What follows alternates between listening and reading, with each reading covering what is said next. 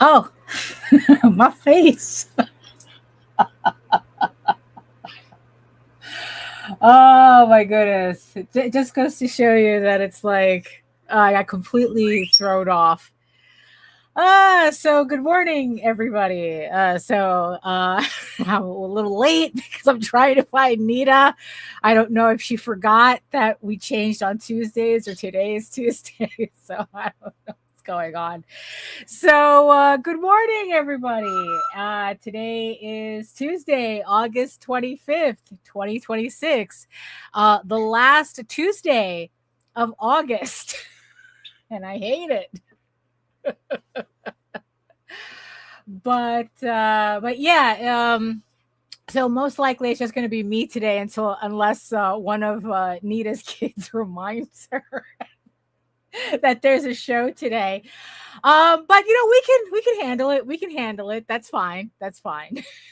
so so I guess we might as well just get this started the way we always do. A mess.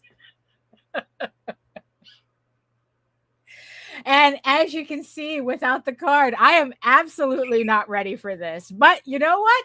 Let's hit it.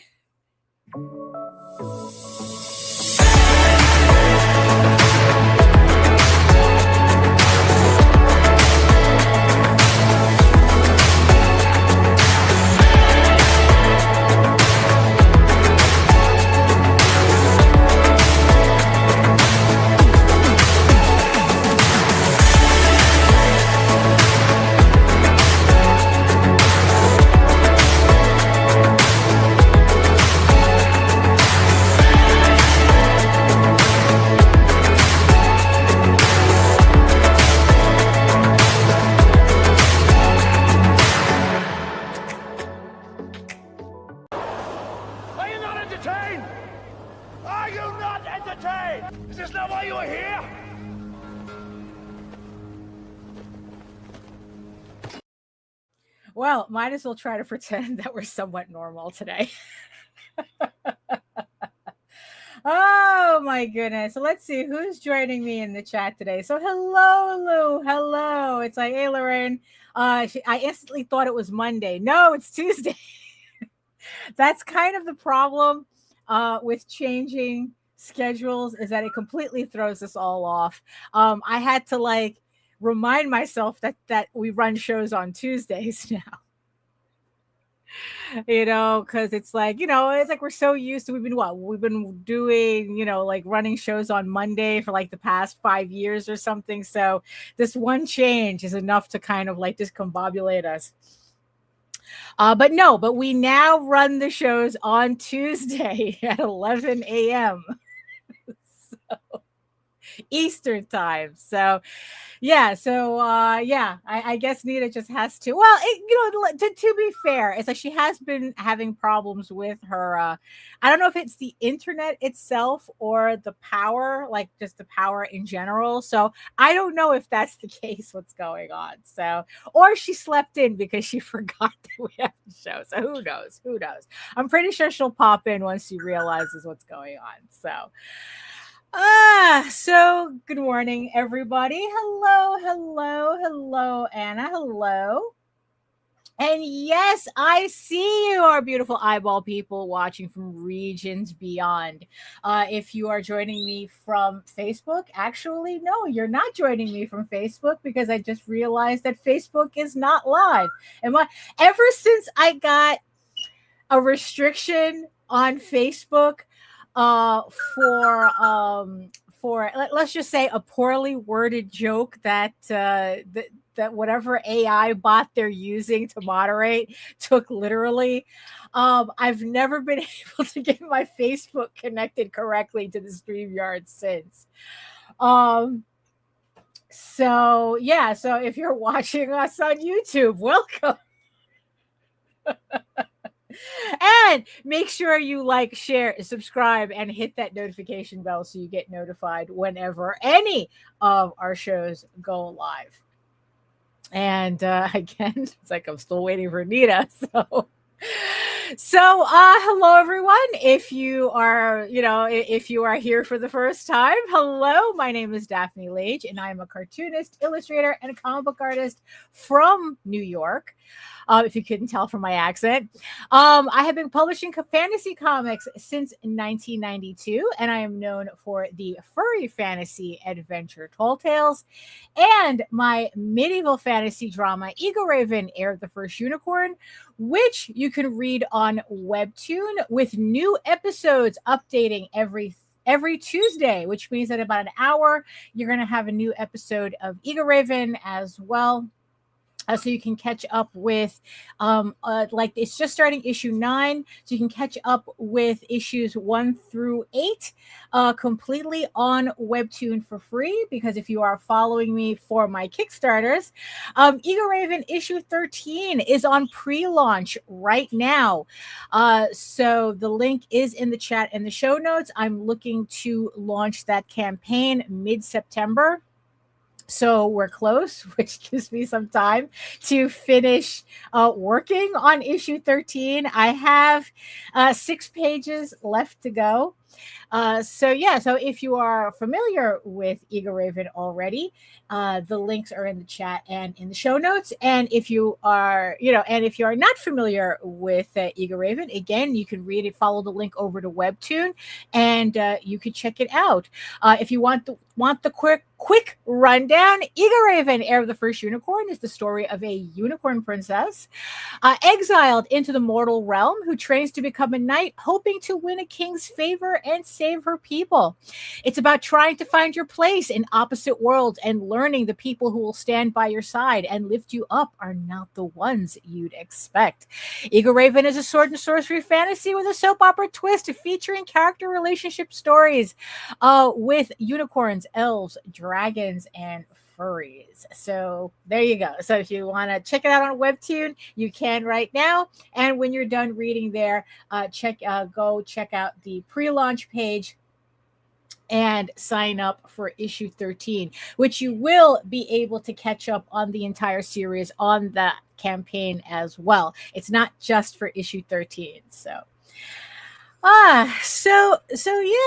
that's what's currently I guess, is it currently what's going on? Well, it's like they did say it was finishing up issue 13.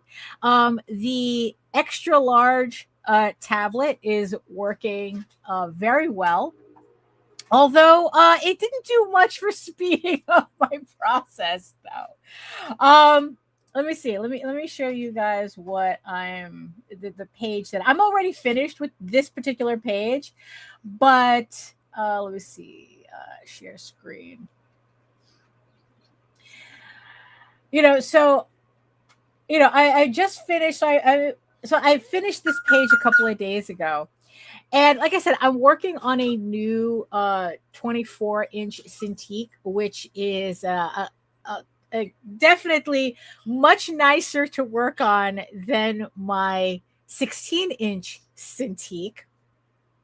But like I said, it hasn't done much to change like how fast I'm working on these pages. So this particular page that I finished a couple of days ago, according to Clip Studio, this page took me 25 hours and 18 minutes.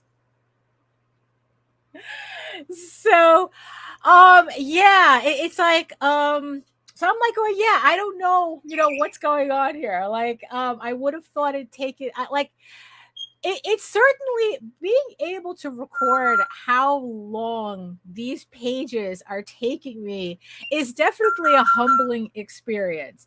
This particular page, that's just one of my asset files that I was putting together. So this is Eagle Raven's swords.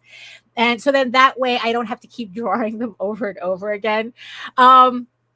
I have kind of like a love-hate relationship with assets in Clip Studio Paint. Like I make my own assets because it's in my style, it's like it's my drawing. It doesn't feel like it's out of place like a lot of the assets that is available in Clip Studio.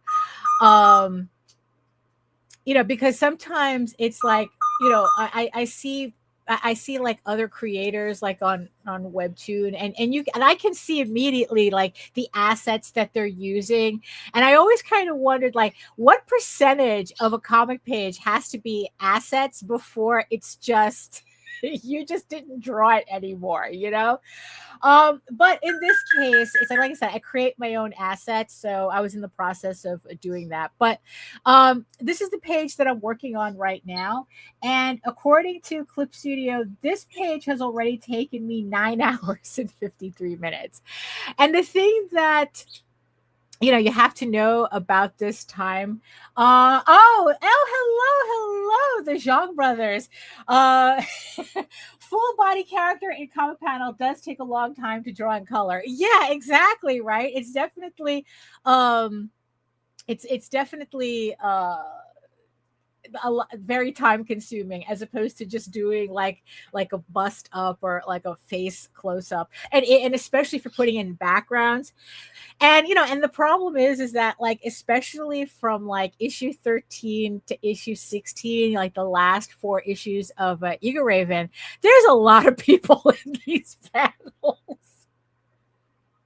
So and just so everybody knows, the Zhang brothers have been doing some absolutely kick-ass variant covers for Eagle Raven.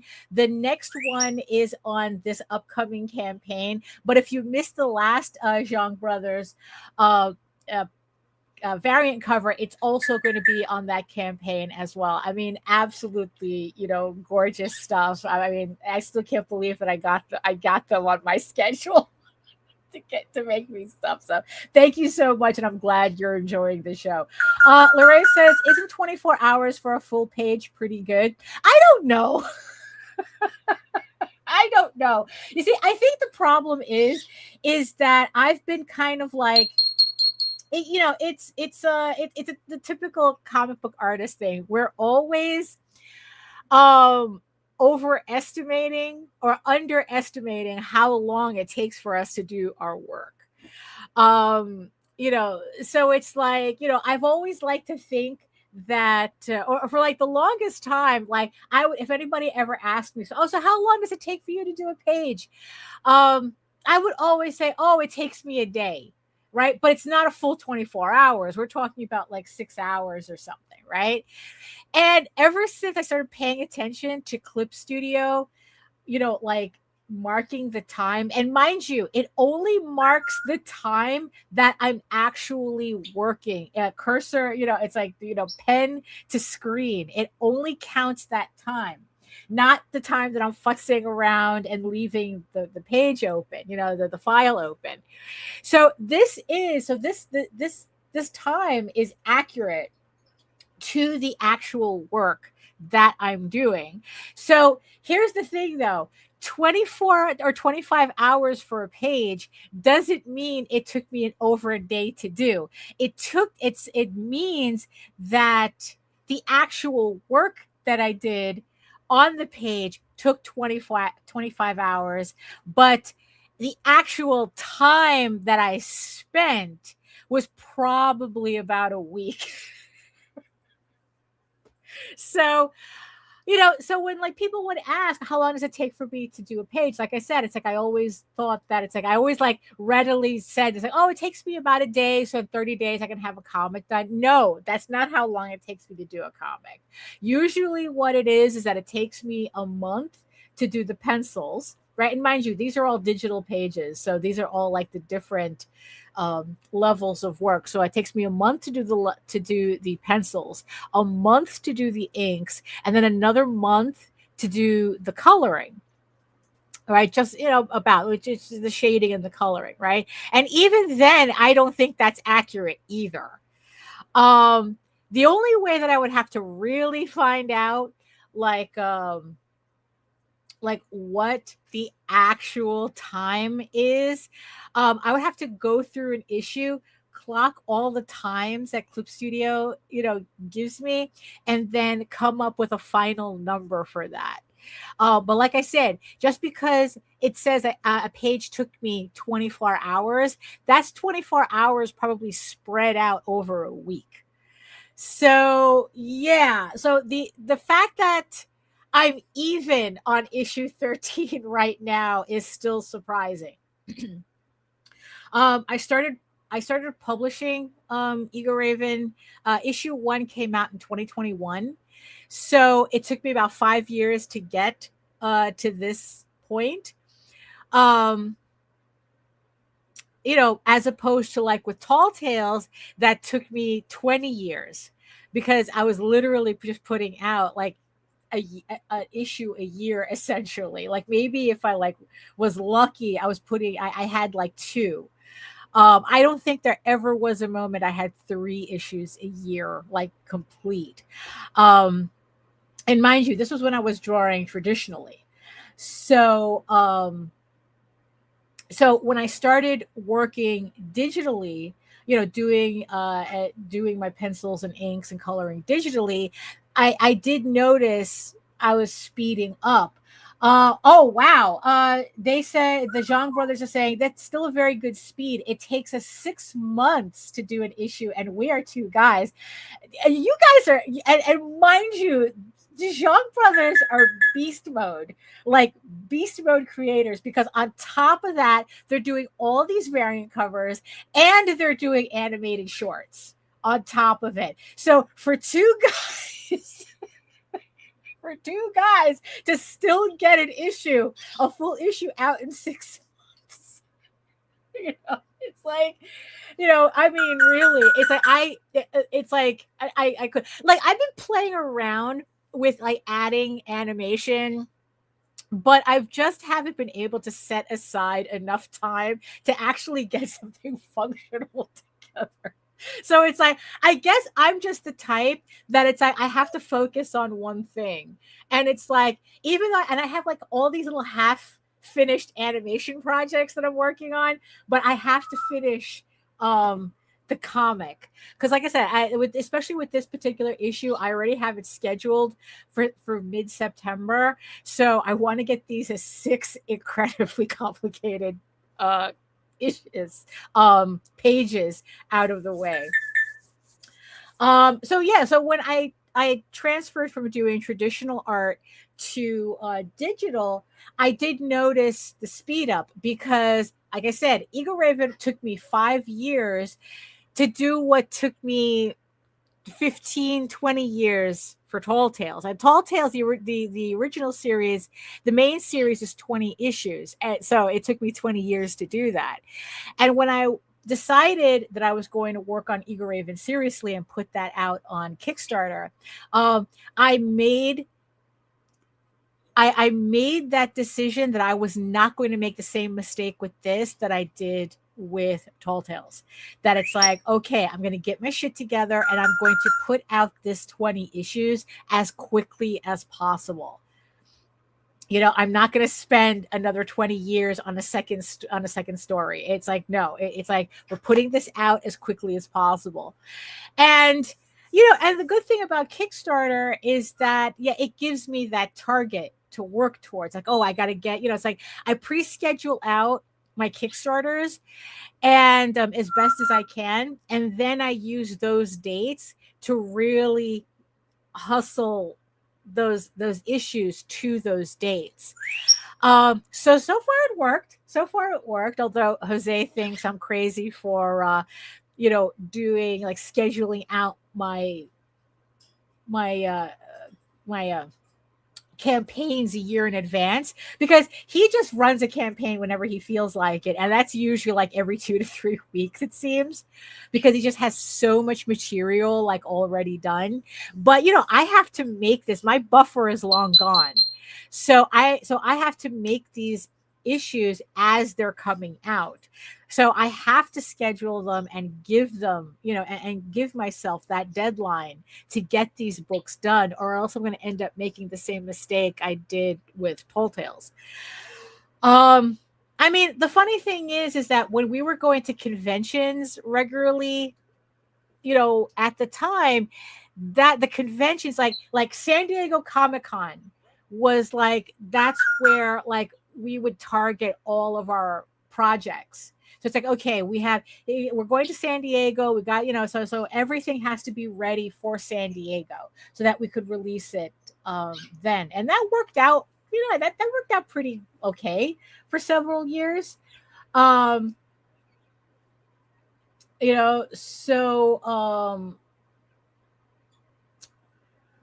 once we stopped going to conventions, then it's like that's where Kickstarter took over. So, and Kickstarter allows us to like do several deadlines. But still, though, like I said, it's very humbling.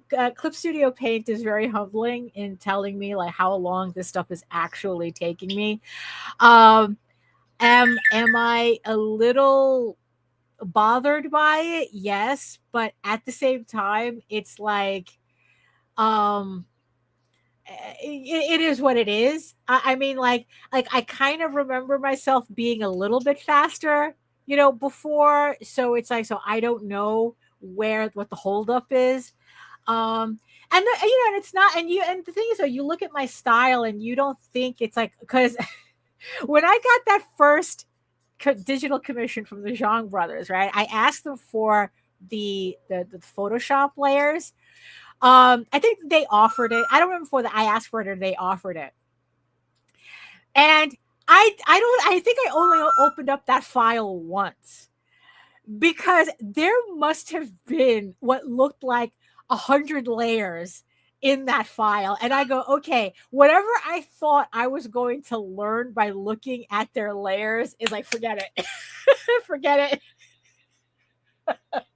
It's just easier for me to pay them to do the pieces. Because that was like really intense, layer management in that file. So so I try to keep my digital files as simple as possible, and like my style, which I just recently heard Wendy Peeney say at a convention, that it's like your style is the sum of all of your mistakes. And it's like, boy, do I have a lot of mistakes. But but I try to keep my drawing style as simple as possible. But like even then, that doesn't guarantee a faster set of pages. And and the thing is too, is that like, when I'm when I'm done with these pages and I'm kind of like, it's like, and I'm looking at these pages, it's like sometimes I wonder, it's like, it's like, could I make this even simpler? Right? It's like, but at the same time, it's like, I don't know, it's like I'm trying to find this middle ground between a simple style. I have 100 layers open and I don't know where the music is coming from. Right. Yes, it's very similar. It's very similar. Especially when there's a mark you need to erase and you don't know what layer it's on and you're trying to erase it and it won't erase. So so it's like my whole thing is just trying to find like a middle ground between a simple style and a style that looks like I've put effort into it. So like I don't want to bog down my work with details, especially since I don't really feel like I'm skilled enough that I could put in a lot of detail and still keep the artwork visually clear. Honestly, it's like I think like one thing that I want to like kind of get to, not now, not with this issue, probably not even with this series right now, but like later on, I want to kind of like tweak my coloring a bit to kind of like be more not realistic, but like I don't know, like be just again like that whole visually clear. So but that's going to be a project for another day, along with the little animation projects I still need to finish. like this, yeah, this particular page took 18 hours and 23 minutes. And then it's like, I'm also like sitting back going, it's like, what, like how much of this detail do people notice really? It's like, because which is kind of the ironic thing about a simpler style is that I'm not really sure if like people pay more attention or less attention to detail if the style is simpler. Because because I was like thinking about this, I'm like going, like, if I'm looking at a comic book that the person has not a hyper realistic style, but there is a certain level of realism to their work, even if it's cartoony. Um, but like you can tell their skill foundation is like really top notch. Um, I'm always looking for more detail in a more realistic looking piece of artwork than when I'm looking at like a more cartoony style, which is which you have to be careful with, because it's kind of like when anime or manga got, first got big, and everybody thought it was just like, that style's really simple. It's just big eyes and big heads. It's like anybody could do that, right?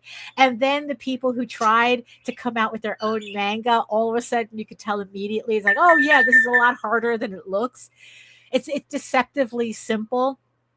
And I really noticed this with a lot of European comics, where like the cartooning is on point, but you can tell that there is like immense skill underneath that, um in order to get the artwork looking simple. I mean, I know that I mentioned it on another show where it's like that the realism is not the goal, like it's the simplicity. It's like you want to get so skilled that you know what to take away from the artwork, and still and then still showcase what you're trying to showcase in the work, and still have the skill shine through.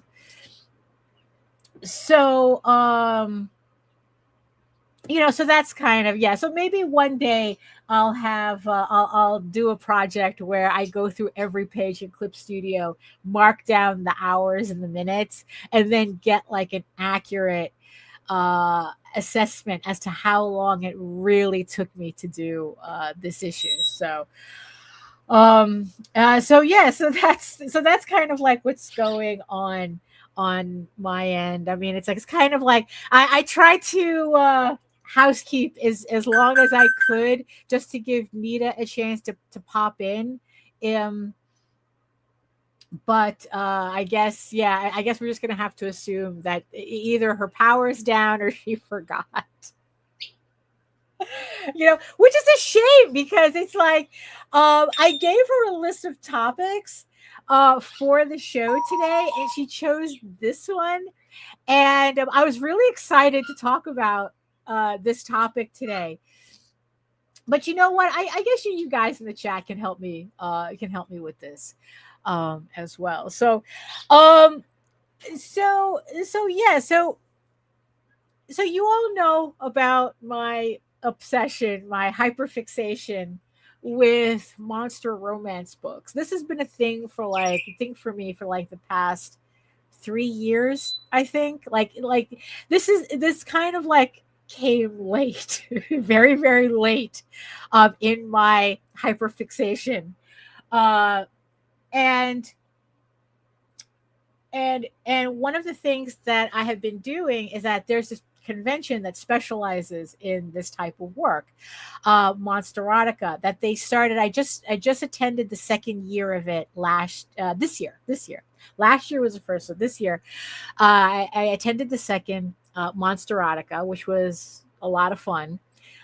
Even though it's like, holy shit, it's like I cannot. It's a small show, and I guess it reminded me as to like kind of like how out of it I am from the convention scene. Um in terms of going to a convention for fun. I mean, I'm used to going to conventions and being behind the table. And this was kind of like the first convention in a very, very, very, very, very long while that I've gone to just for fun.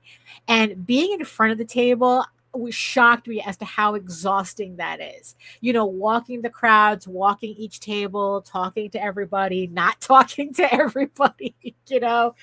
Um, so I did the second year, went to the second year, had a great time. So the tickets, they had said that the tickets for Monsterotica 3 um was supposed to be released in August. So I've been like, ooh, waiting, waiting, waiting. Yeah, I know. We always remember our first potato. I still have that potato somewhere. Um, so you know, so it's like, so I've been waiting. Oh, hey Joe, hey Jody, hey. So I was waiting for the tickets to go live because the thing is, though, it's like it's a small show if you consider like San Diego Comic Con has over 100,000 people. New York Comic Con has over 100,000 people. I think New York Comic Con is already at 200,000 people that attend. Monsterotica, they capped the tickets off at 400. At least that's what they did on the second one. The first one, I think they capped it off at 200 because the woman running it wanted to make sure. I don't know, Joe. It's like I was kind of stalling for a bit, and I did text her, and I haven't. So I'm either assuming she's sleeping and forgot, or she went out and forgot that we have a show on Tuesday, or her power's out, or either her power or her internet is out because she's been having problems with that. So I don't know. I'm sure she's okay. I'll find out later. Um, so you have, yeah, so the first show they capped off at 200. I was only able to luck out getting I lucked out getting a ticket for the first one because someone was reselling it, and I caught them as they were reselling it. So I was able to get the first, for the first Monster Erotica, the ticket for that. And then the second one, I actually was there the second sales opened, and I was able to snag my ticket. I think, you know, because I'm only buying for one person, that kind of gives me an advantage.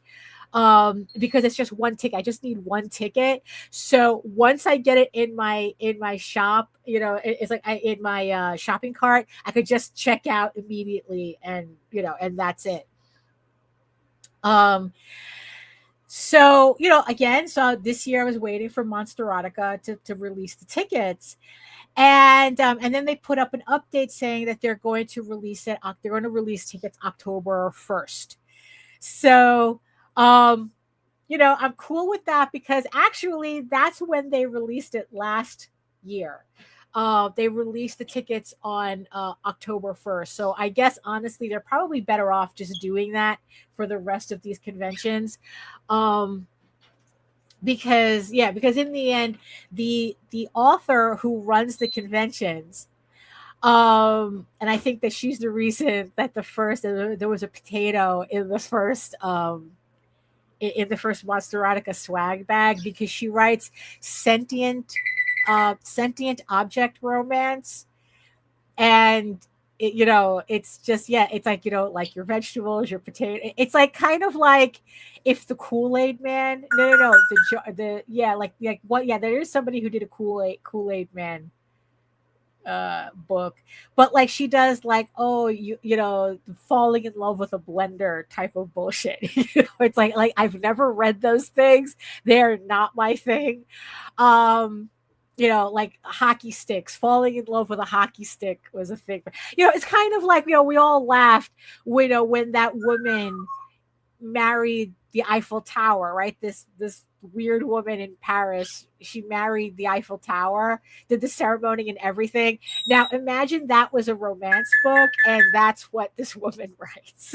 So she created this convention, and in the end she says that she wanted to release tickets early, but then she goes, you know what, they're having some logistic problems that they need more time to take care of. So she felt, you know what, let's push it to October 1st and we'll be good. So, you know what, okay, so I have more time to think about it. Well, there is no thinking about it, just making sure it's marked on my calendar so that I know when to get the ticket.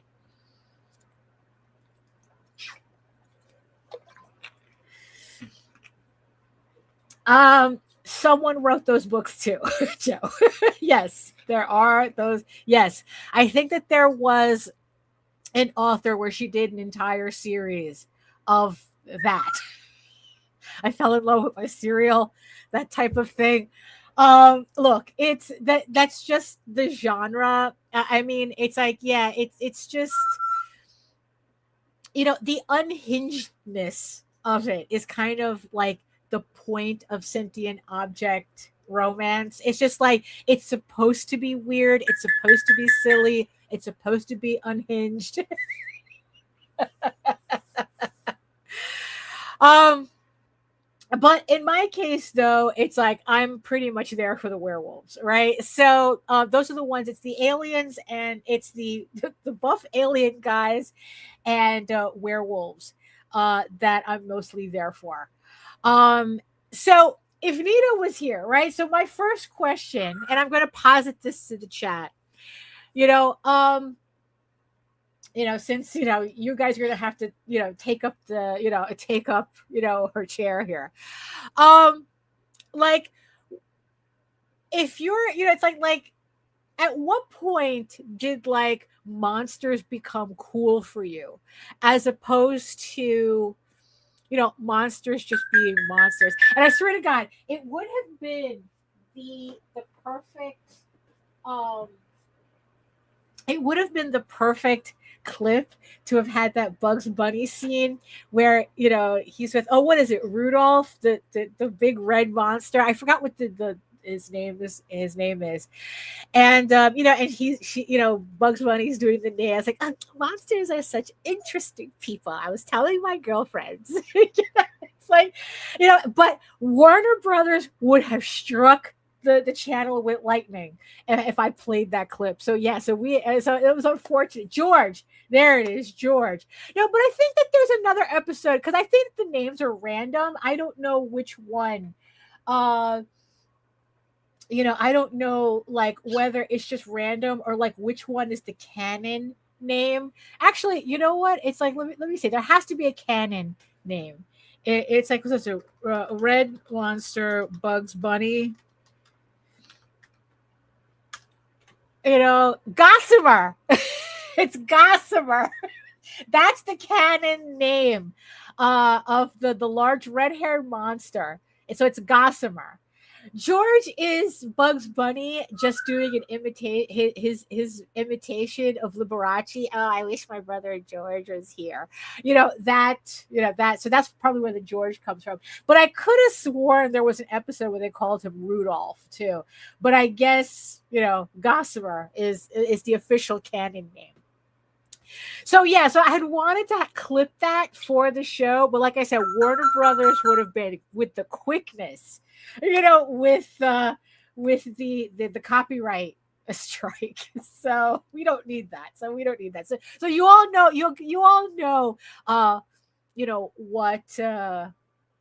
what the scene is and the monster is and everything, right? And then it's like what made me like remember, it's like that was like a creepy ass episode too, where Bugs Bunny was trying to like escape from the mad scientist and everything.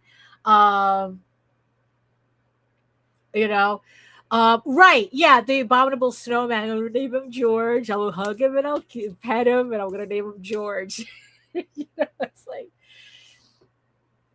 that was like a really like creepy episode, when he's Bugs is trying to run away from the mad scientist.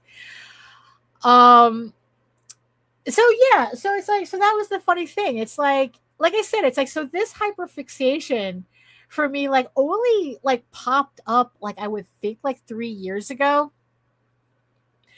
And I kind of know what my origin story is, but like like for you guys, like at what point did you realize that monsters really were interesting people? Like it's like, oh, you know what, the monsters are the good guys almost, or it's like like instead of monsters just being scary and horror movie that it's kind of like, oh wait, no, I actually like the monsters. Now, I'm going to keep the definition of like rather generic. It's not like, because it's like if Nita was here, the conversation would have definitely steered in the direction I was kind of really going for. But I'm not going to subject you guys to that. So I'm actually asking it as a normal question. Like, at what point did monsters flip? Like, was it like Godzilla? Was it, like Gamera, friends, friend to all children?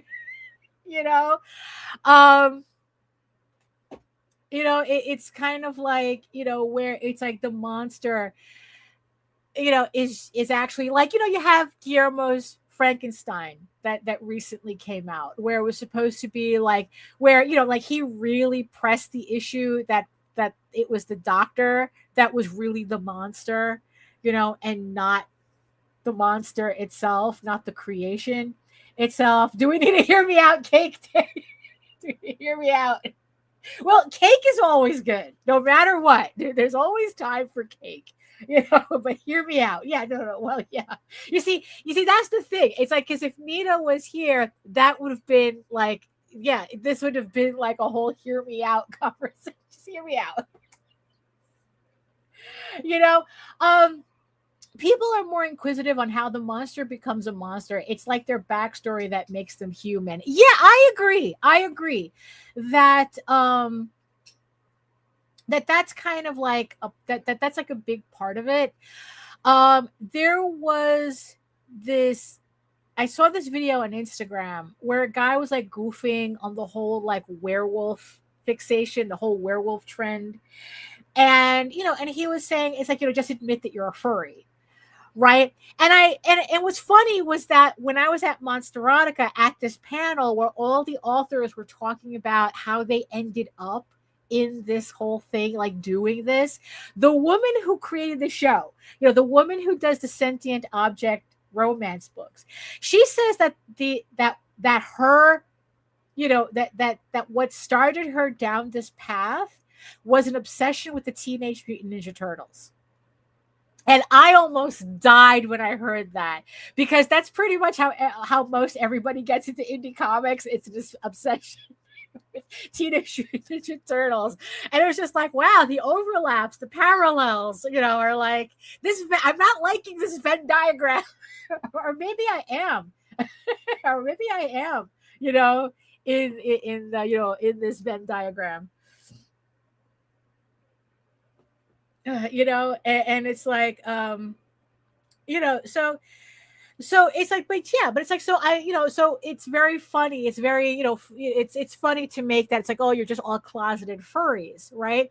And considering that all of everybody's origin stories, where it's either that scene from The Lion King, you know what I'm talking about, Teenage Mutant Ninja Turtles, I forgot what the other ones were, but most of them were kind of like, oh yeah, that too. It's like, are you sure you guys aren't furries?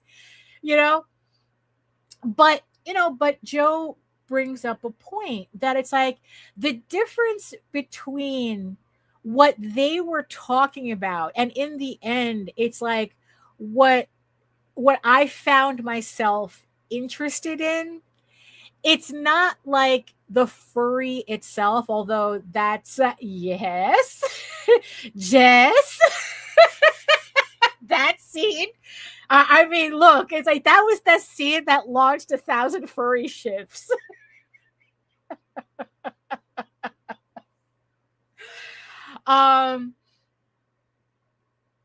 Honestly, it's like I think that one clip has probably created more furries than Zootopia in total.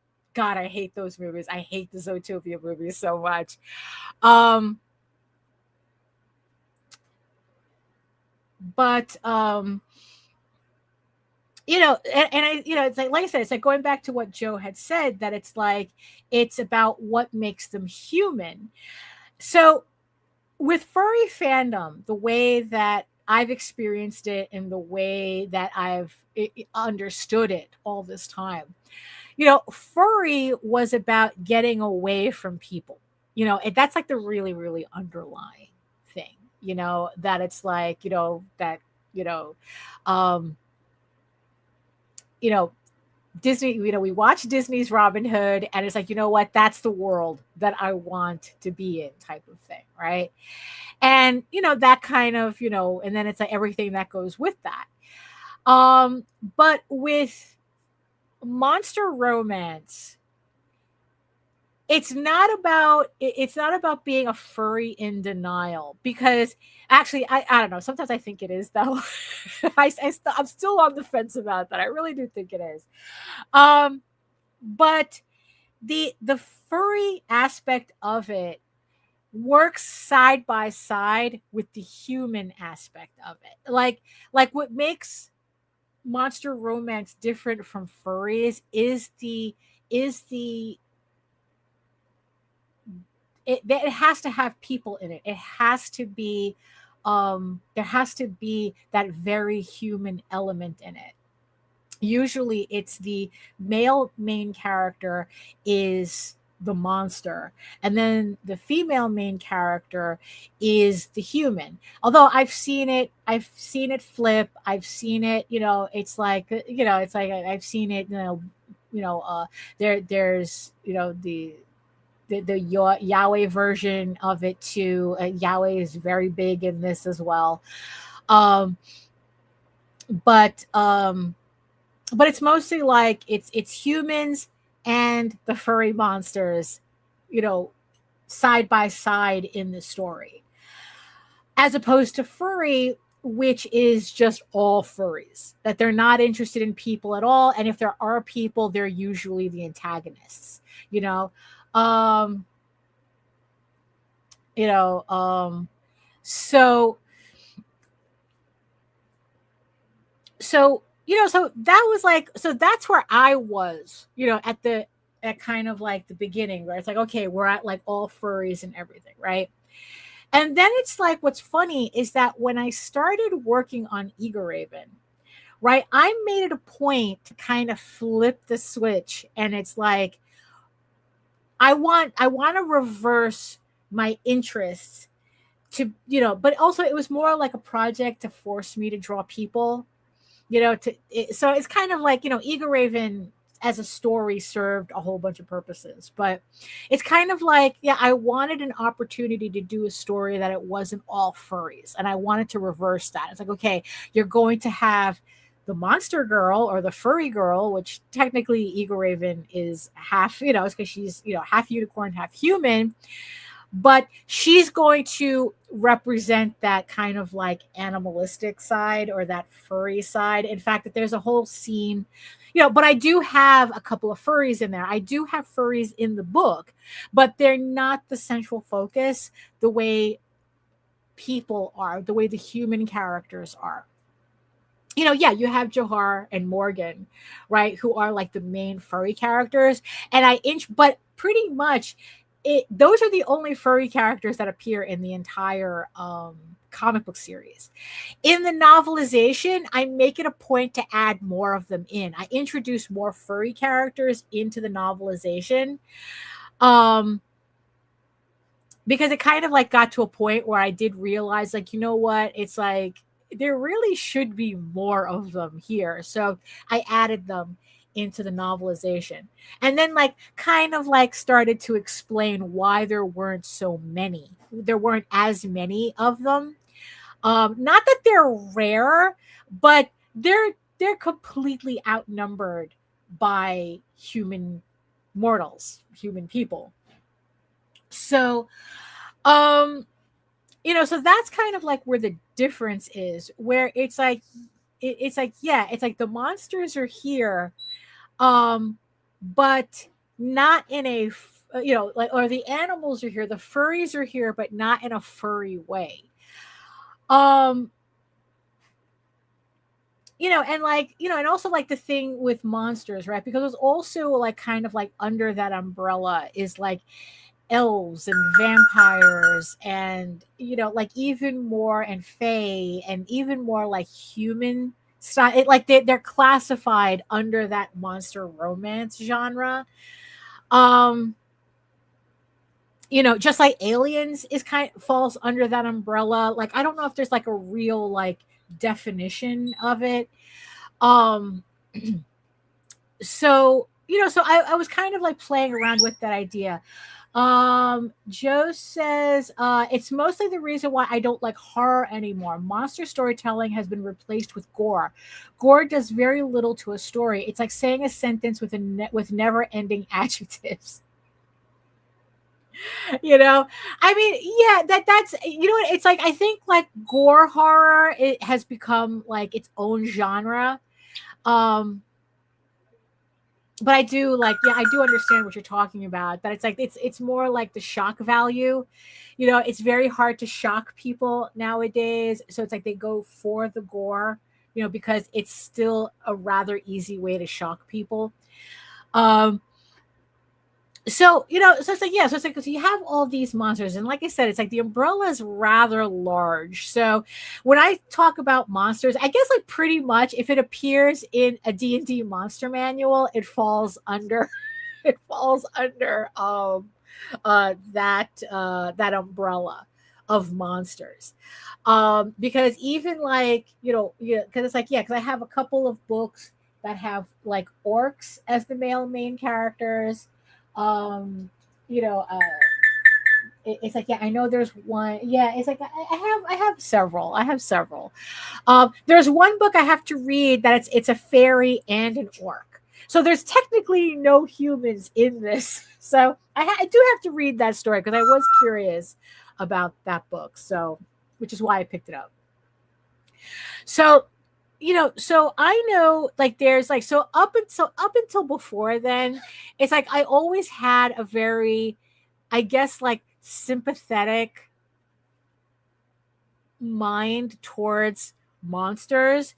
And I think it has a lot to do with uh that was Beauty is in the Eye of the Beholder. That probably, most likely, if you know what, look, monster romance is the thing that if it pops into your head, somebody's probably written it already. There's a short story floating around somewhere. Um, so so my interest in monsters, I think, was based on my exposure to to museums, essentially, if that makes sense. So a lot of medieval paintings and manuscripts and all the little marginalia, and even like, but mostly it's like, I'm pretty sure it really stems from Anonymous Bosch. um yeah, I'm pretty sure. Lou says the people who think furries are weird are probably the same people who can't eat a banana in public. Yeah, probably. Although there's a lot of issues going on there if they're like that.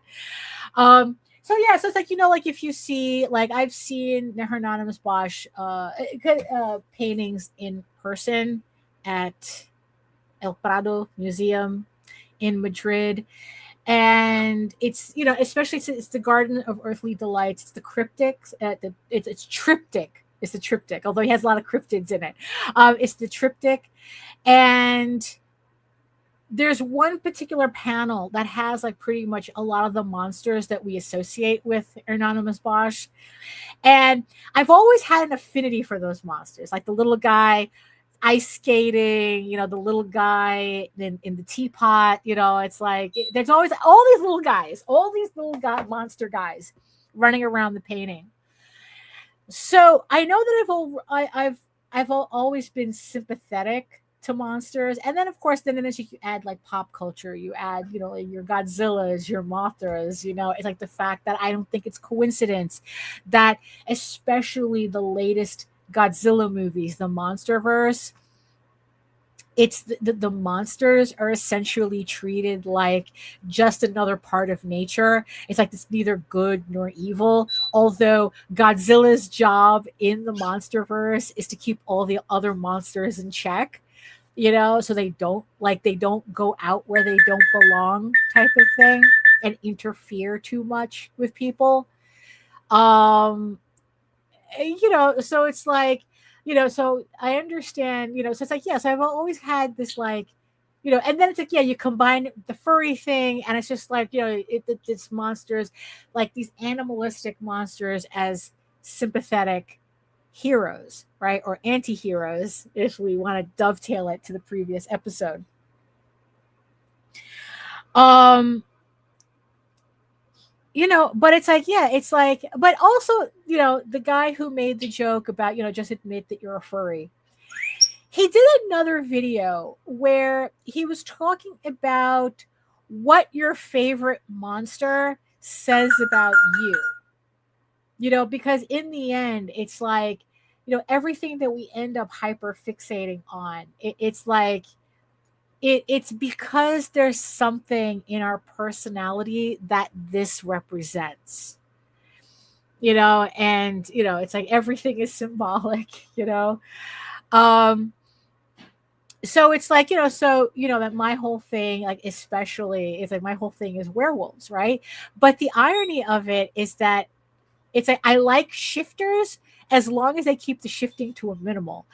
And that's kind of the funny thing why I'm very particular about the type of shifter romance books that I look for, because especially if you're dealing with werewolves, I need that werewolf to stay a werewolf, to stay a wolf for 90% of the story.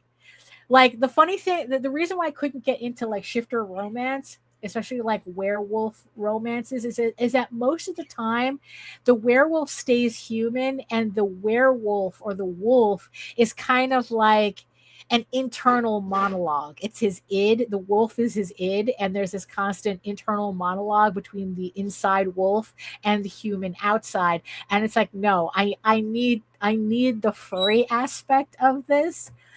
And the thing that especially caught my attention is this manga called Revenant. And I came across this manga. Actually, Seven Seas is, got the rights to this, and they're going to start putting out an English edition. I don't know if I'm going to bother picking that up because, one, I already have all the Japanese versions, and I read everything on a Scanlation website. Even though everything is heavily censored in here, I'm probably not. There's very few pages that I can actually show.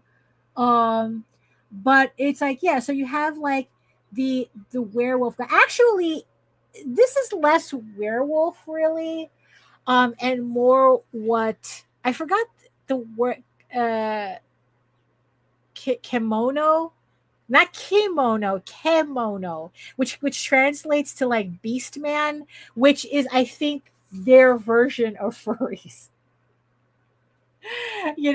Because it's like, technically these characters do not, the wolf characters do not change. They're just beast people, right? So you see, so here's the wolf, here's his raccoon major domo, he has a fox working for him as well. So like everybody in this place is furry, except obviously for the people. And if you've heard me talk about this before, yes, this is an Omega. This is also my introduction to Omegaverse. So the beast people are like the top breeders in this society, and the humans are the Omegas, which this is the only way that they can reproduce is with Omegas. Don't ask me to explain the minutia of this. it's supposed to. It just is what it is. Just accept it for what it is. So, well, that's certainly, well, yes, and that was certainly a catalyst for a lot of people. Where Robin Hood and that scene from Lion King created furries.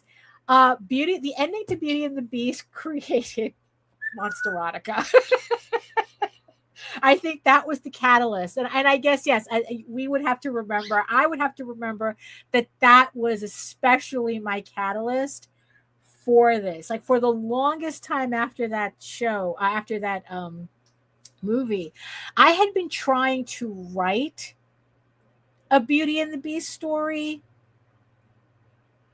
but but I wasn't able to really get one that I liked. Like, I had wanted to gender swap it, and I could never get it to work. And the funniest thing is that, and I was like complaining to Jose about this. Like, I'm writing this story. I'm trying to write it where it's the girl that's the beast and whatever, and the sensitive guy and this, that, the other thing. But I couldn't get it to click. And Jose goes, and I was telling this to Jose, and Jose goes like, well, you see, the problem is that even back then he kind of knew the score. He says, a woman has no problem accepting a beast, right? For some reason, it's like, even back then, he pretty much said the woman will choose the bear. It's like there wouldn't be like, there's no like issue with that. But when you gender swap it, the only way a guy would be interested in a female main character who's a beast is that he kind of has to be a little weird. It's like he has to kind of be a weirdo. And, and that kind of stuck with me. And I think it's like, and that's when it finally like clicked for me. Oh, no. It clicked for me after watching The Force Awakens. Now, if you ever wanted a conversation as to, I don't think no, you see that, because that's the thing. I wasn't looking for cat girls. That, like, that's the thing. It's like, oh, because you see that I wouldn't, I'm sure the story would have been easier because, like, yeah, because she's mostly human, but with cat ears. That's not what I was looking for. I was looking for, she looks like Beast, except she's female. Right. So, and that's when Jose said that it's like, well, if you want that, like cat girls are no problem. But if you want that, the guy has to be weird. Has to be weird about it. It's like almost like that has to be his kink, essentially. Right? So I really had to ruminate on this for a while. And like I said, if you ever wanted to know, if you ever wanted to like how a story progresses from idea, to finished product, and then kind of like the absolute insane roller coaster. It only clicked when I watched The Force Awakens. And that was when I was introduced to Adam Driver for the first time. And I remember like watching the movie, and it's like, and seeing Adam Driver and how just absolutely unusual he looked. Right? And then two things crossed my mind.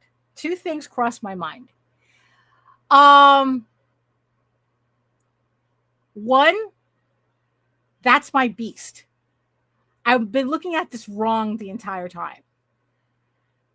So I went back. So I remember like this happened like later after I saw the movie.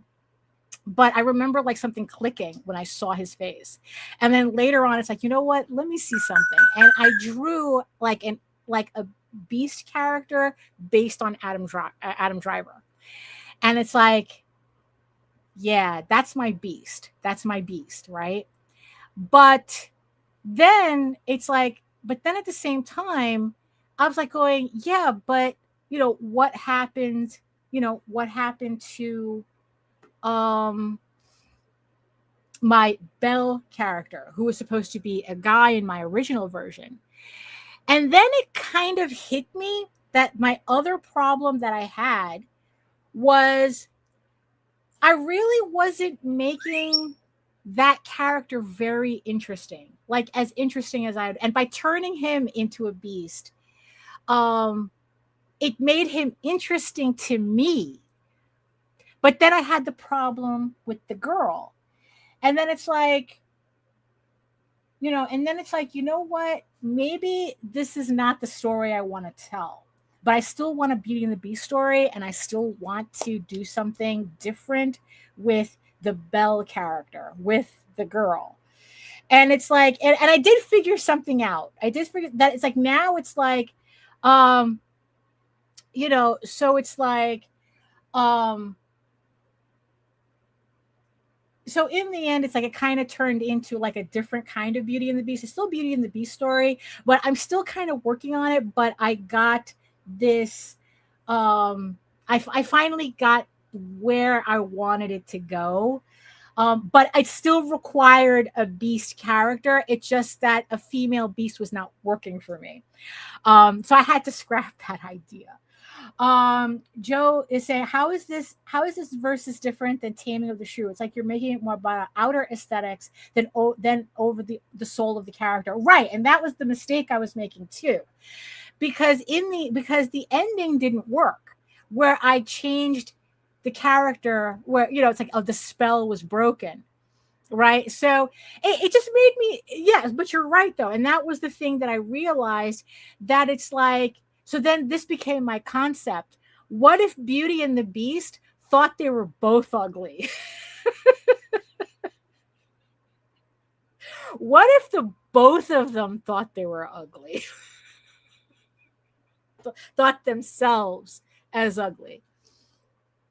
And then it's like, what happens then? And at that point, that's where it became a more interesting story to me. Because I guess in the end, I found the whole thing about this one beautiful, desirable character falling in love with this ugly, undesirable character. I really did. In the end, I think that aesthetic wasn't what I was interested in. It's like I wasn't interested in the beauty part of it. um right, yeah, Shallow Hal would probably be the opposite. But I didn't watch that movie, but like I said, it's like in the end, the whole like being beautiful, someone beautiful accepting the ugly, that's not what I wanted. That's not what I wanted to entertain. In the end, it's like, I guess Belle wasn't really as interesting as I thought she was at the time. I don't know why that Shrek, yes, Shrek I think would be a more accurate to what I was looking for. Um where it's like that kind of started off, as it was kind of like, that was like a complete riff on Beauty and the Beast, except like, what if the princess was the one who turned into the monster, and would the guy rescuing her, and it's like, yeah, that's why Shrek rocks. I really do think so. I think that's why Shrek really, really rocks. um I think that they kind of like went in a really good direction with that. um so in the end, it's like, that's what it was, that it wasn't really about beauty. And it was because, yeah, that makes it superficial.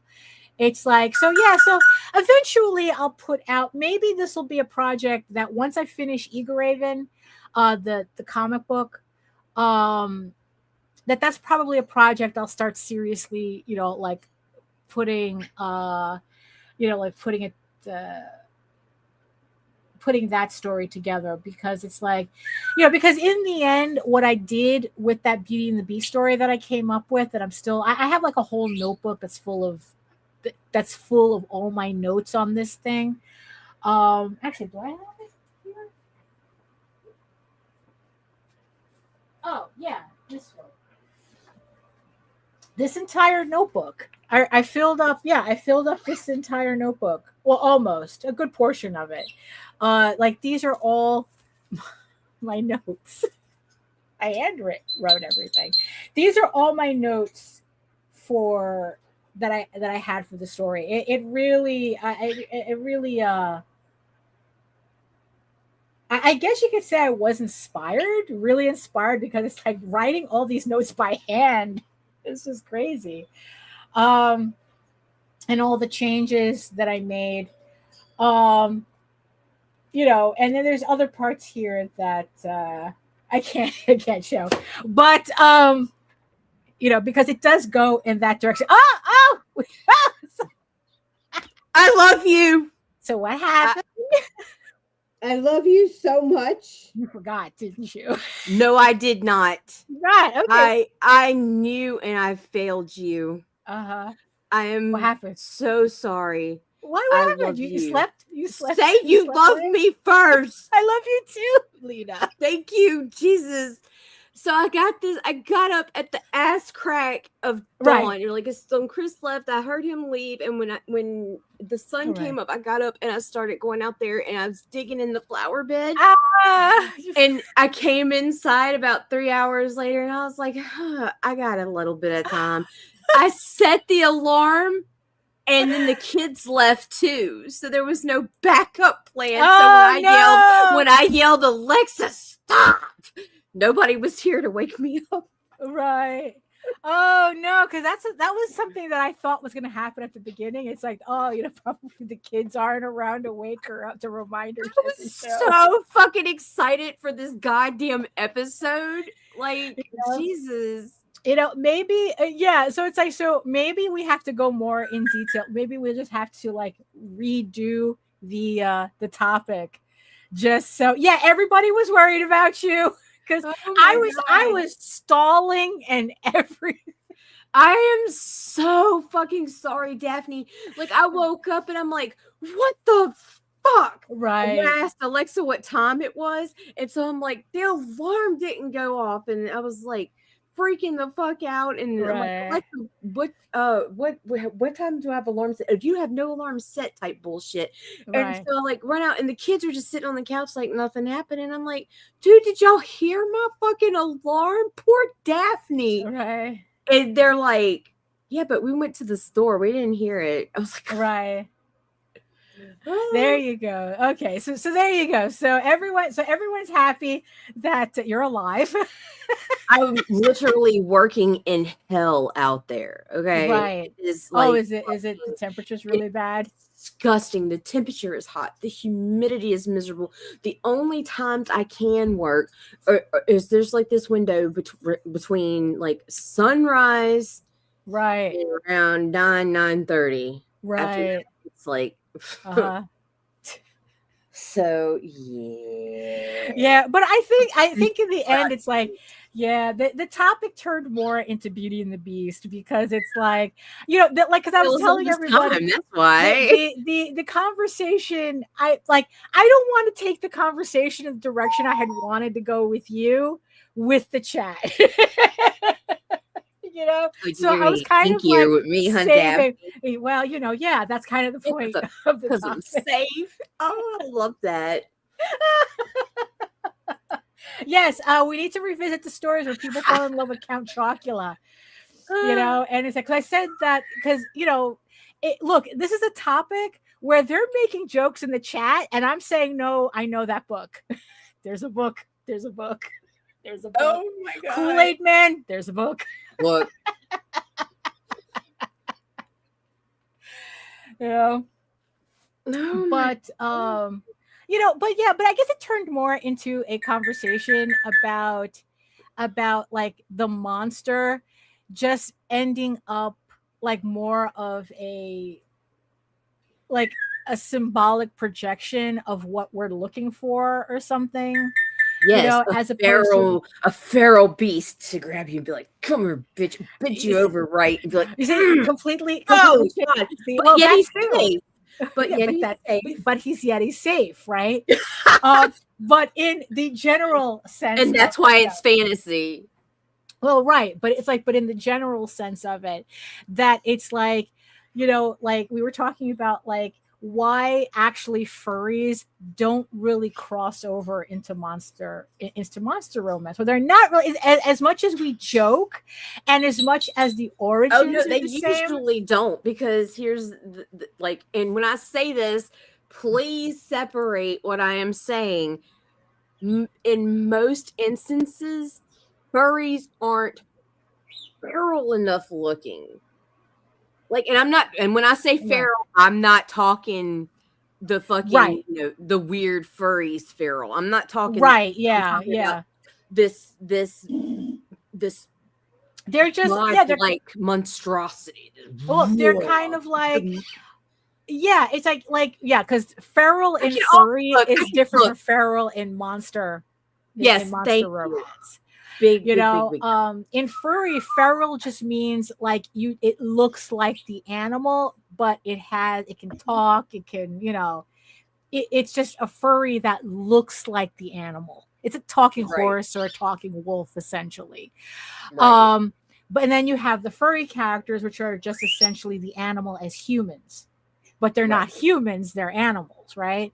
Where in monster romance, it's kind of like it's more of a combination of both, where it's like, there's a certain, like, the furries, it's like, you have the furry characters, or like I was saying, like you have the beast characters, the beast men, but it's kind of in the name. They're like beasts. They're like, there's a certain feralness, a ferocity to them, right? Where they do come off as monsters, but they're not monsters, but also it's about the human dynamic with that monster. I mean, you can't, it's like, Freud's on the phone, it's complicated. It's complicated. Right. Like Narnia. Yeah. It's like, Narnia is also, it's funny. It's like, cause Narnia was like a huge influence for that for me, like non-furry, where it's like you have the animal characters interacting with the human characters, which is what I was especially basing Eagle Raven on, that, you have like these human characters interacting with these animal characters, and, hilarity ensues, right? It's crazy. You managed to do better than C.S. Lewis. I'm sorry. I loved the concept of Narnia. I loved the Lion, the Witch, and the Wardrobe book. And I am specifying book here. I did not like any of the movies. I did not like any, and I think I only like the Silver Chair past the Lion, the Witch, and the Wardrobe. I mean, because it's the fight that Tolkien and C.S. Lewis would have. Tolkien hated that people kept calling his book an allegory for World War II, which he says it is not. It is. He takes his experiences in World War II, or was it World War I? I think it was both, actually. I think it was pretty much both. It was during both. Yeah, and he created this. It's a metaphor. It's a metaphor, but it's not an allegory. A metaphor is when it's based on, like those ideas. An allegory, if it's a direct, it's a direct connection. That was the same reason. The same thing that Richard Adams had with Watership Down. He really hated the fact that people were saying that's like, oh, it's a story about fascism. And he says, no, it's a story about rabbits. The fact that he uses experience with fascism to create the Warts Warren, that's just people always got to be projecting. Right. Aslan is supposed to be Jesus. Aslan is not metaphor. He is Jesus. Narnia is heaven.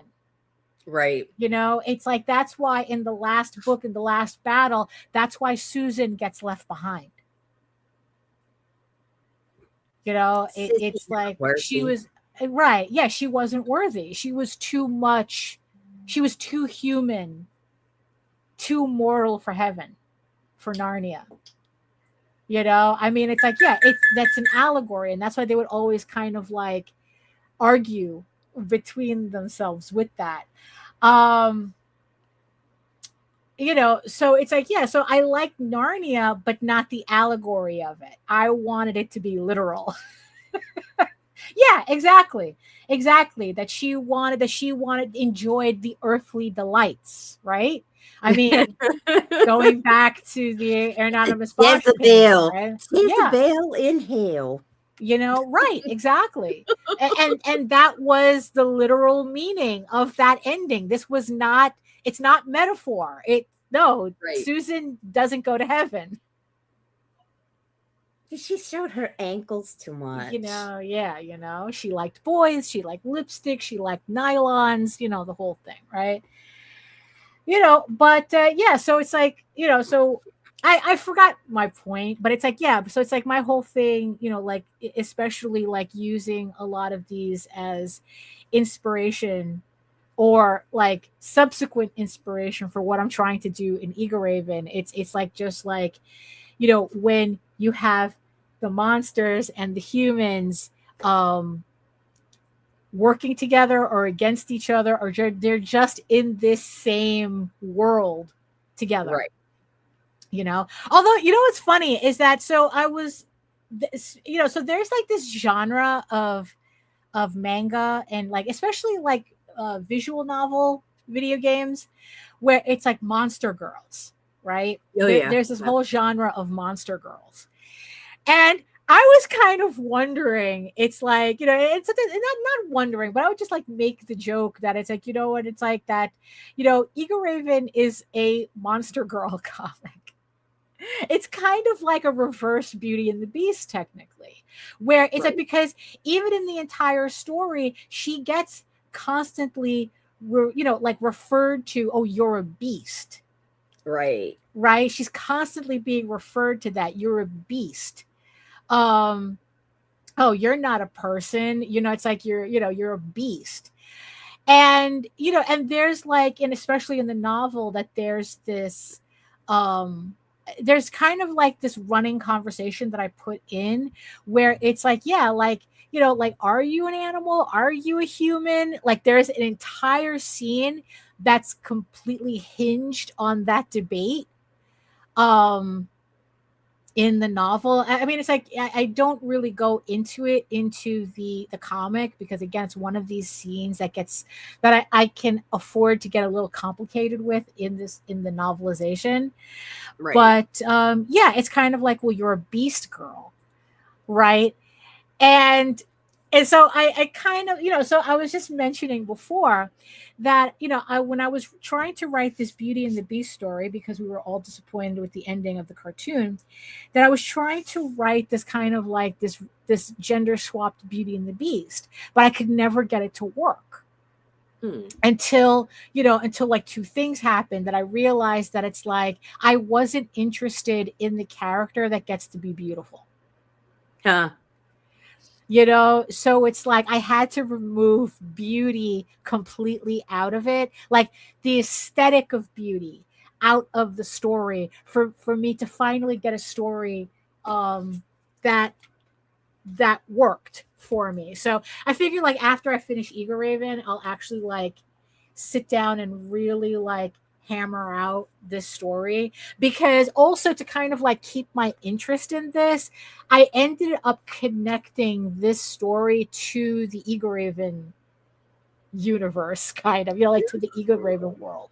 So the beast in this story is kind of a contemporary to Eagle Raven in this world. So these are stories that happen like simultaneously. So so in the end, it's like I can have let's see, but this is world that has mystical beings. Elves are not human. Eagle Raven in a way is being treated like a mixed race child in the beginning. Absolutely. Well, yeah, exactly, absolutely. So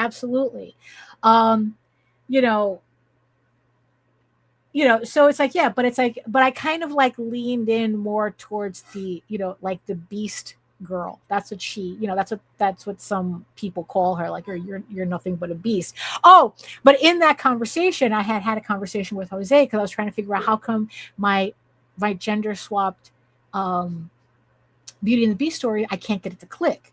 And he goes, and Jose had explained that it's like, look, a woman falling in love with a beast, that's actually kind of normal if you really think about it. If you really look at like, especially in like fairy tales, that happens all the time. Right. Like, nobody is fazed by that. It's not really special. Pretty much he said it in a way that's like, oh yeah, it's like you chicks have been choosing the bear from the dawn of time. That's great. It's normal. But when a guy does it, now mind you, we're not talking about anime cat girl. We're not talking about that where they look human, they just have cat girls and they're all like cute. Yeah, we're talking about Beast. And he goes, that's a little bit more complicated. He goes, for a guy, because they're scared of her. She'll hit him back. Well, it's like, he said the way he said it is that for a guy to fall in love with a beast, he has to be weird. He has to be a little bit weird. Well, bitches too. We're back. Yeah, You see, that's the conversation that so we're definitely going to have to revisit this topic. We'll choose a different topic for next week, but I'm going to put this topic back into rotation so that we can actually, me and Nita can have the conversation that we really wanted to have about this. I figured since it was just me in the chat, I wasn't going to horrify everybody.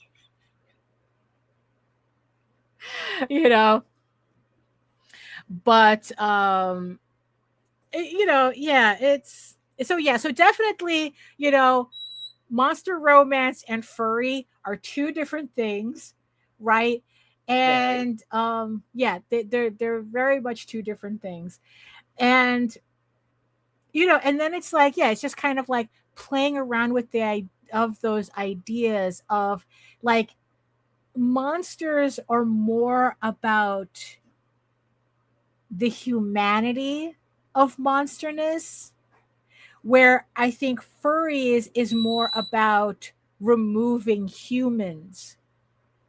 Right. Like it's kind of like two different mindsets. That's why, it's like, it's easy to joke that's like, oh, you're all closeted furries, but in the end it's like, no, this is different. It really is different. But it's kind of, it's I don't know. Yeah, so that's missed you.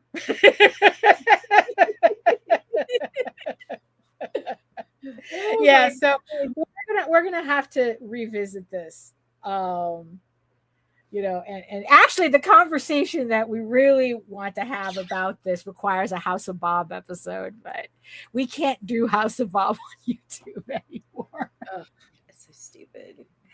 I really do. I really did miss that.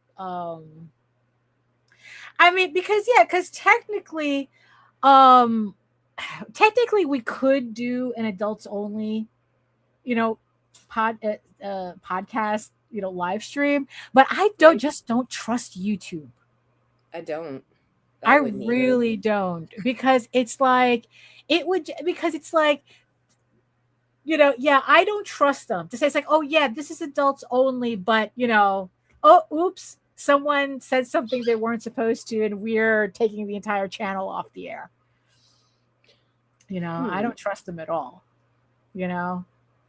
Although it's funny that there is this streaming site called Picarto that they allow not safe for work streams.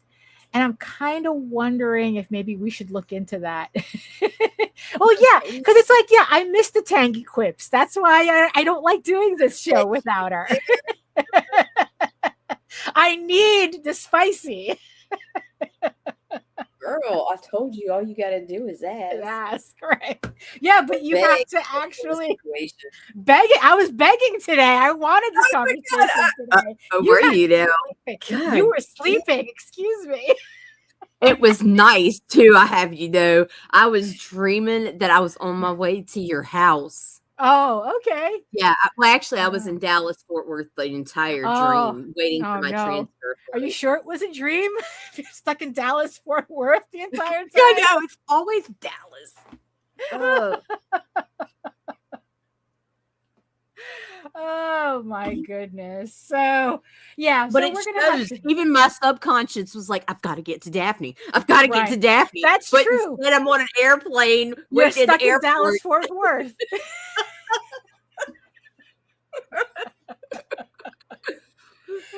Oh my goodness. But yeah, but you know what? We did what we were able to do today. So oh my goodness. I'm gonna get my shit together, people. I promise. You need to put it in your Google Calendar or something, or however. It's really messed up. It's just so fucking messed up because on so many levels, between the diet and exercise change, the creatine, the Zoloft, oh my the god, weed, my life is like 100% better. Oh, that's good. That's good. But the ADHD is through the wow. roof. Wow. And it's like I have to pick and choose. I think I'll live with this demon versus depression. Right. So. Yeah. No, absolutely. So here we are. The finished byproduct is some perimenopausal bitch that cannot get a schedule together, but is living her best life finally. Look, you know what? We'll work with what we have.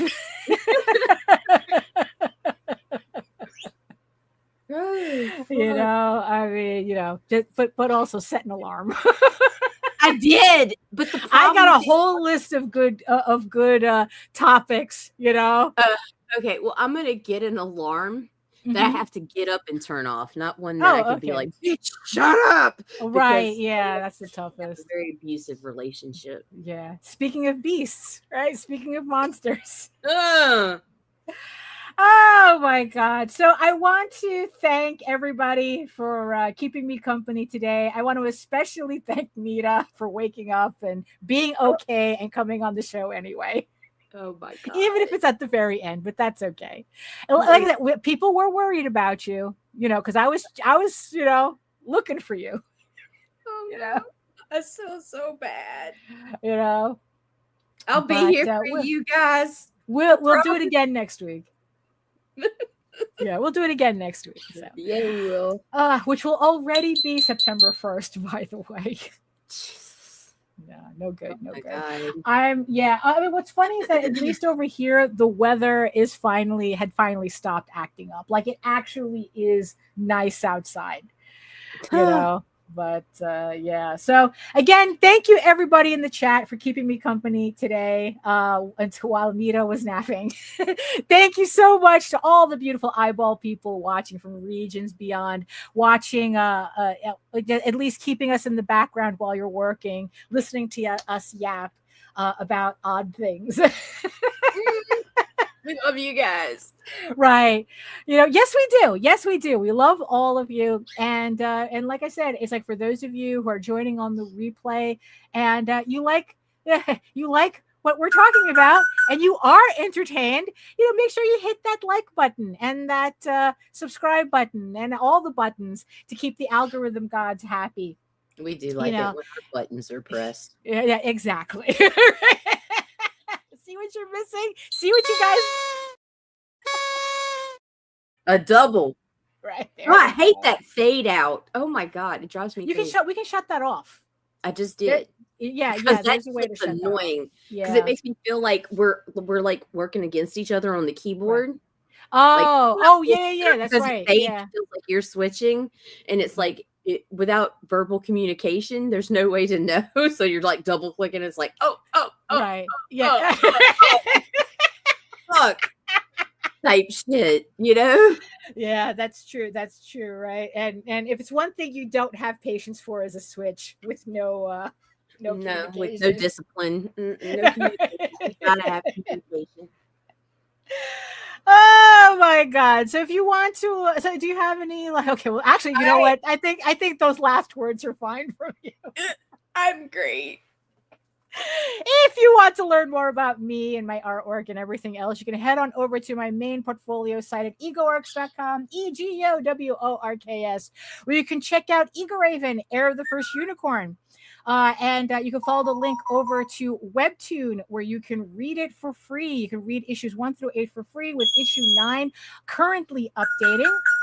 But if you prefer your fantasy to be more of a furry Lord of the Rings adventure, you can follow the link over to Tall Tales, TAILSonline.com, and read the archive of over 1,000 pages there. And while you're on the website, don't forget to sign up for my newsletter where you can keep up to date with all of my new art and sketchbooks and comics and Kickstarters, and get a free PDF comics bundle just for joining. You get an issue of Eagle Raven, an issue of Tall Tales, and an issue of the Oswald Chronicles.